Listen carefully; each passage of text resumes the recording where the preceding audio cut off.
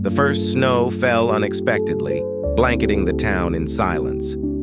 I remember waking to a world softened by frost, yet heavy with emptiness. My life at the time felt much the same, beautiful on the surface, yet hollow beneath. I had been running for years, chasing approval, success, and certainty, only to discover that all the noise around me had drowned out the warmth I had been searching for within. That morning, I stepped outside into the cold, letting the air pierce through the layers I had built around myself, and for the first time in a long time, I felt the unmistakable stirrings of truth. Winter had arrived not to punish me, but to illuminate what I had ignored. I wandered toward the outskirts of town and found a small bakery, its windows frosted, a faint glow spilling into the street. Inside, an elderly baker named Maris was kneading dough, her hands dusted with flour.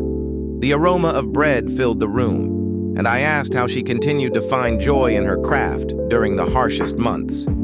She smiled, a warmth radiating that seemed impervious to the chill. "Winter strips everything away," she said, "but it cannot take the love you carry inside.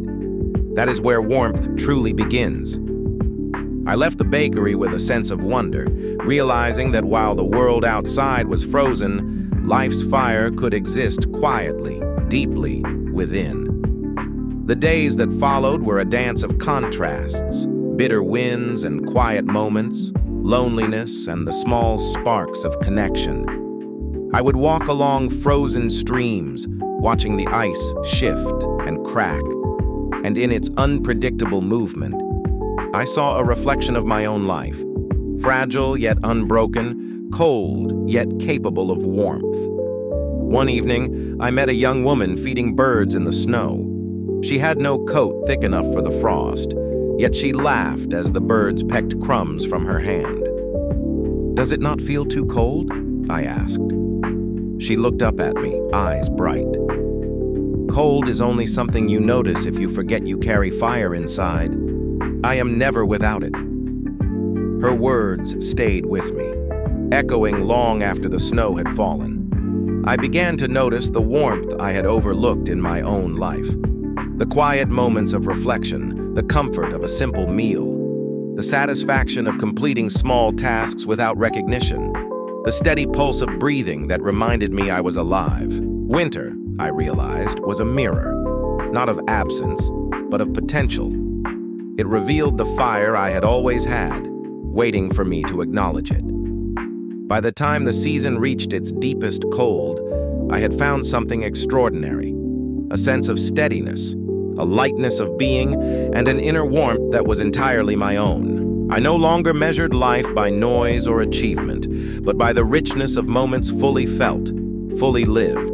Winter had taught me that warmth is not given, it is claimed, nurtured quietly, and trusted fiercely. Even in the coldest of seasons, life is never without fire. It simply asks us to find it within ourselves. If you are facing a season of frost in your own life, remember this.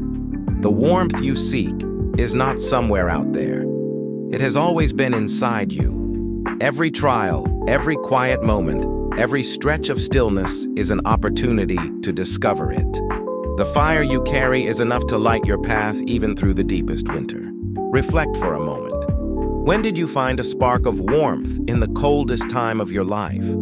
Share your story in the comments to inspire others. And if this story touched your heart, remember to like, share, and subscribe to Legacy Alive, where even the harshest winters guide us to the fire within.